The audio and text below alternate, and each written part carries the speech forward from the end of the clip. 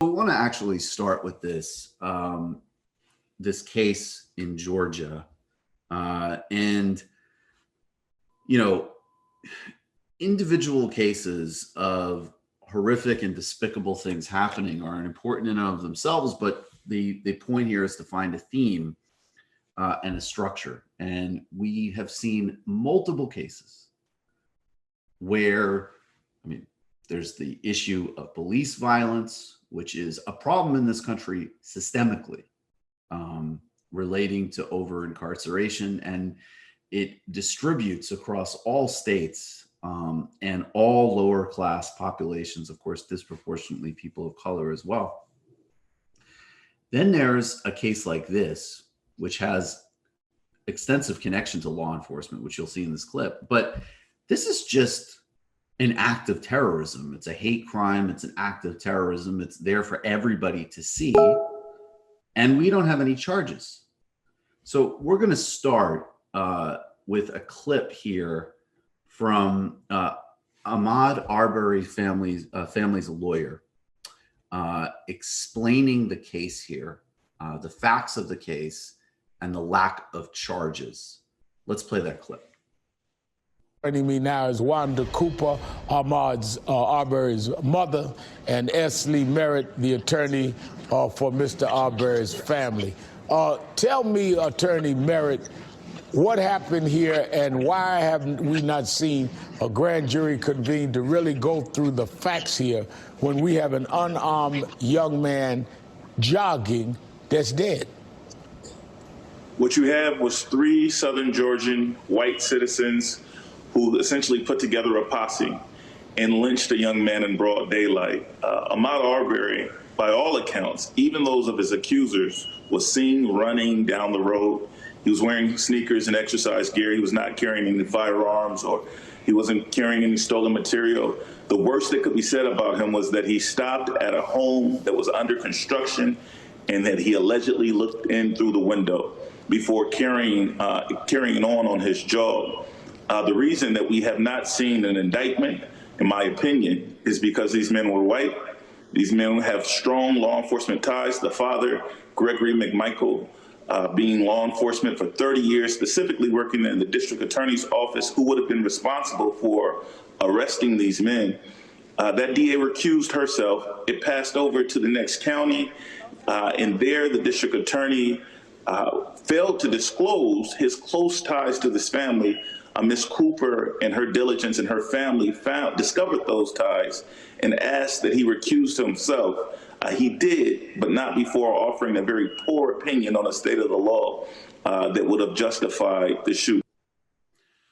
So we're waiting here, and that's sort of the bottom line, people. That is the bottom line. You can, we're not going to play this video. You can see it if you want. Could not be more clear what happened here. This young man is out jogging. These guys pull up on him in a truck, ask for him to stop, come over, and then end up murdering him in cold blood.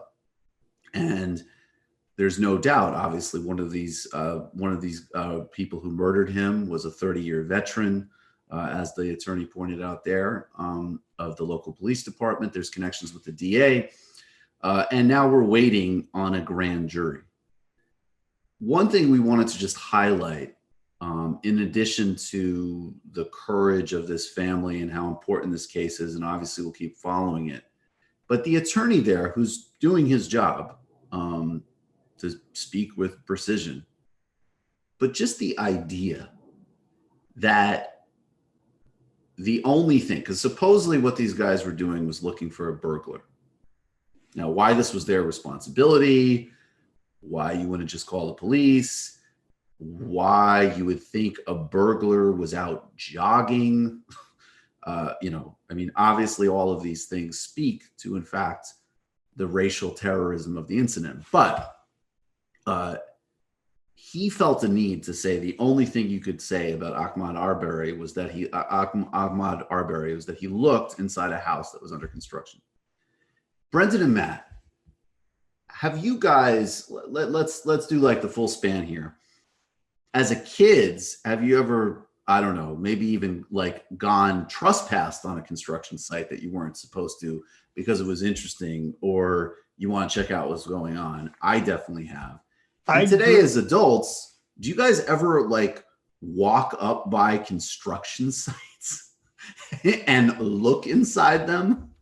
Yeah, I mean, I feel like realtors don't mind people doing that, like especially if they're prospective buyers. And yeah, I mean, I grew up in a new development, so everything around me was new houses, and I went inside of those things all the time. I mean, yeah, I don't know. Yeah, I mean, this is just a very plain example of examining one's own privilege. Because I know my grandparents lived in a community in South Carolina, not far from where this was, and they're always doing construction down there. It's always being done, and there are always people out walking about because it's nice out generally, and like it's not unusual for people to just look in to someone's house. Right.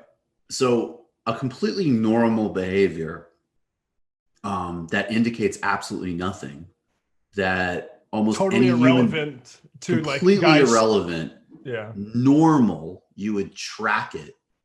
Someone taking a run and checking out a new developed house there's nothing exceptional or interesting or relevant about it. But this good attorney who is taking on some obviously very dangerous forces there in Georgia feels a need to clock that. And he's probably right.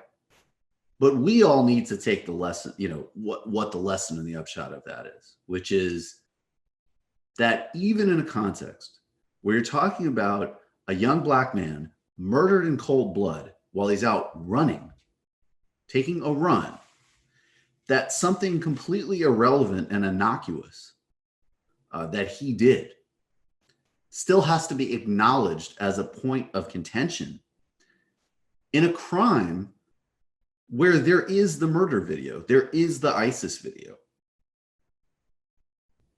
So we will continue following that case. And obviously, what else can you say? It's evil, it's despicable, it reflects much bigger problems and serious danger and equity.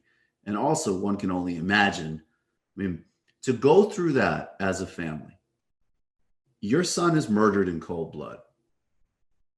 And the murderers are insulated, at least so far. We're waiting on a grand jury. Maybe, as we say, hope springs eternal. Something will come forward as a result of this becoming a national media story. Anyway, and this is not, this is one and obviously I'm not a lawyer, but I don't see. There was another clip where they, with the same attorney, where they quoted from a Charles Blow column, essentially saying that, in some cases like this, what has happened is obvious and the moral consequence is obvious, but there's a technicality. I don't see any technicality here. Anyways, we are going to get straight to